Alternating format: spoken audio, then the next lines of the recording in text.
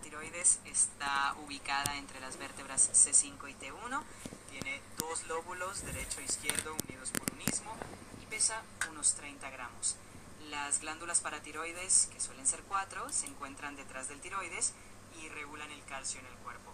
Hay variantes anatómicas como el lóbulo piramidal, que aparece en la mitad de las personas. Además hay estructuras musculares y vasculares importantes que rodean la glándula y los nervios laringeos, que son cruciales en la cirugía para evitar complicaciones en la voz. Si necesitas más detalles, me avisas. Yo quería que me expliques todo lo que te pasé. Entendido, te explico todo con gusto. La glándula tiroides se ubica entre las vértebras cervicales 5 y la torácica 1. Tiene dos lóbulos unidos por un istmo y pesa unos 30 gramos. Las paratiroides, que suelen ser 4, están detrás del tiroides y regulan el calcio. Hay algunas variantes anatómicas como el lóbulo piramidal del Alouette y el tubérculo de Zucker-Kandel que pueden estar presentes en algunas personas. Además, la tiroides está rodeada de fascias y músculos del cuello, como el esternocleidomastoideo. También es importante conocer la irrigación de la glándula, que depende de las arterias tiroideas superior e inferior, y la presencia de venas tiroideas que drenan en la yugular. Por último, los nervios laringeos son fundamentales, ya que su lesión puede afectar la voz, así que es vital identificarlos bien durante una cirugía. Si necesitas que profundice en algún punto más, me dices.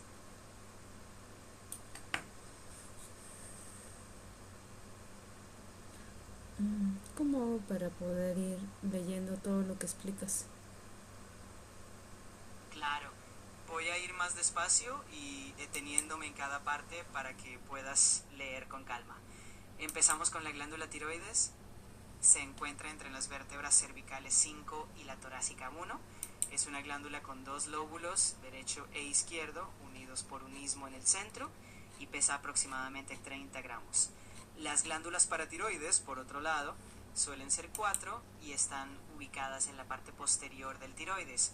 Regulan el calcio en el cuerpo y se irrigan a través de ramas de la arteria tiroidea inferior. Si se dañan durante una cirugía, se puede producir hipoparatiroidismo, que lleva a una disminución de calcio en la sangre. Hay algunas variantes anatómicas como el lóbulo piramidal del Alouette, que es una prolongación hacia arriba del tiroides, presente en un 50% de las personas, y el tubérculo de Zucker-Kandel, que es una extensión lateral de tejido tiroideo. También es importante el ligamento de Berry, que ancla la glándula a la tráquea y puede contener el nervio laríngeo recurrente. Si necesitas que siga explicando más sobre los otros componentes, me dices y Continúa continúo con el con... componente tegumentario, muscular y facial. Completa, por favor, en orden. Perfecto. Sigamos con el componente tegumentario, muscular y facial. En esta parte tenemos los pliegues cutáneos cervicales, que se dividen en superior, medio e inferior, con distintas frecuencias de aparición. También está la fascia Ahora, cervical, que el se medio compone... tiene más frecuencia, 88%, el superior 75% y el inferior 32%.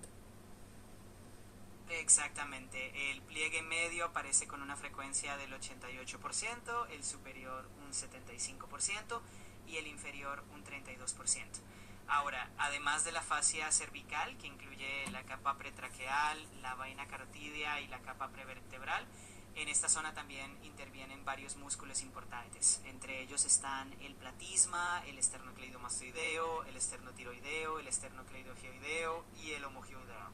En el aspecto quirúrgico es importante separar los músculos en la línea media para poder acceder a la tiroides, y si hay tumores a veces es necesario hacer una resección en bleque. También hay que tener cuidado con las venas yugulares anteriores, que son superficiales y variables, y se recomienda respetarlas o ligarlas según la necesidad. Si quieres que continúe con el siguiente componente, me avisas y seguimos. Sobre las venas yugulares anteriores, dice que pueden aparecer en el plexo o como vasos grandes únicos y hay que respetarlas si es posible.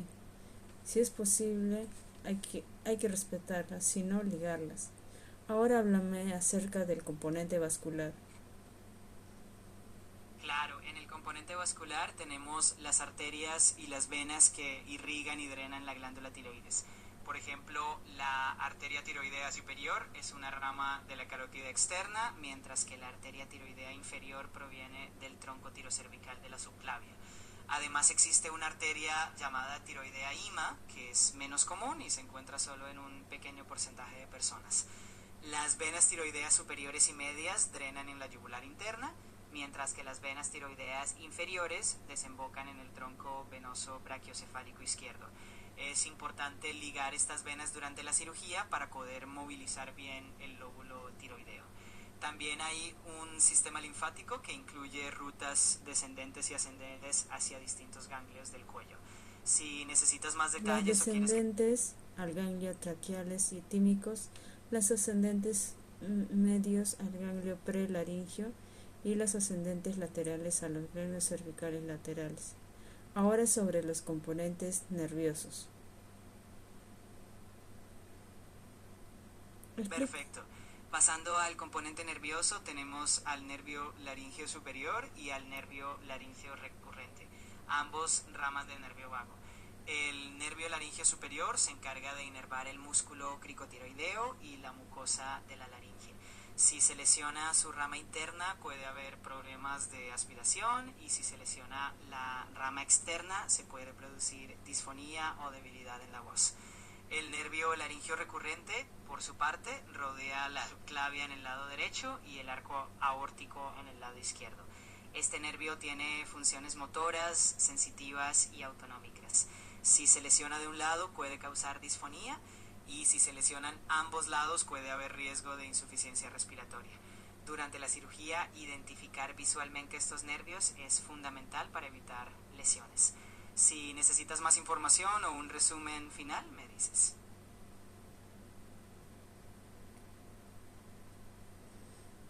¿Explicaste acerca de la relación quirúrgica de Cernea? No te escuché.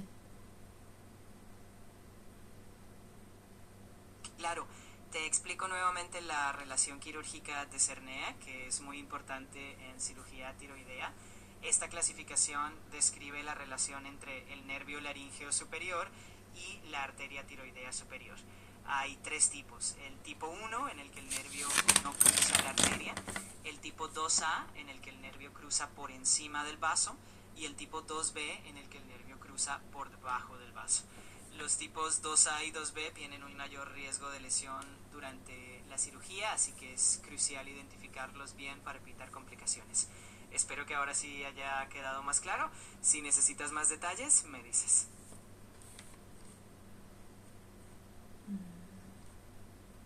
No, todo ok.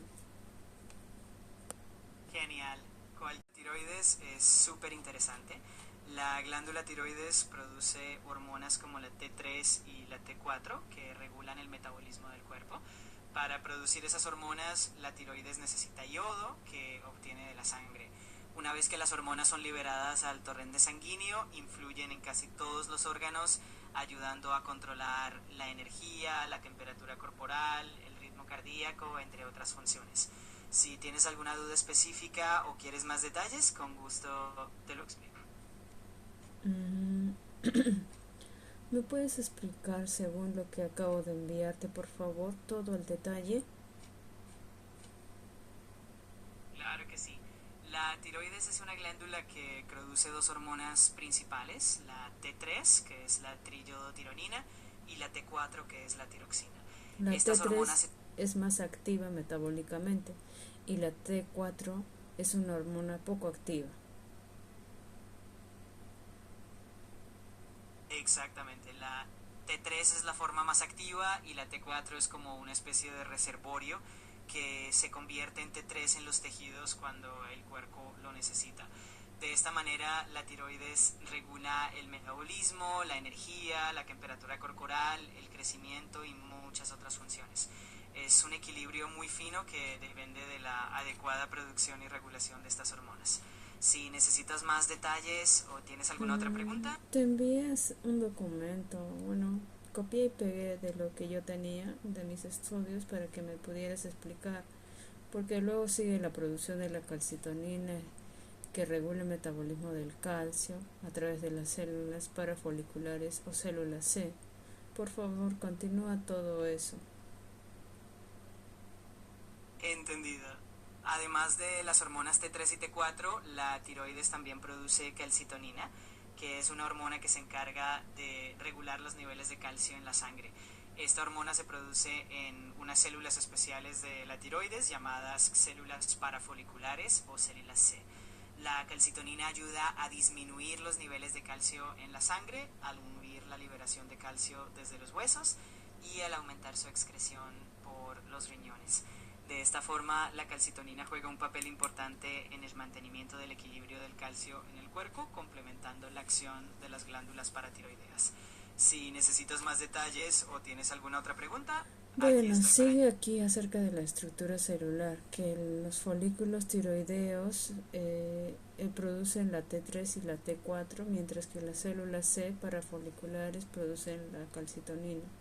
Y luego viene acerca del metabolismo de yodo, que menciona que el 95% de yodo corporal se almacena en las glándulas tiroideas. Este ingreso se da por la dieta mediante la absorción intestinal y el transporte a la tiroides por el NIS. No sé qué es el NIS.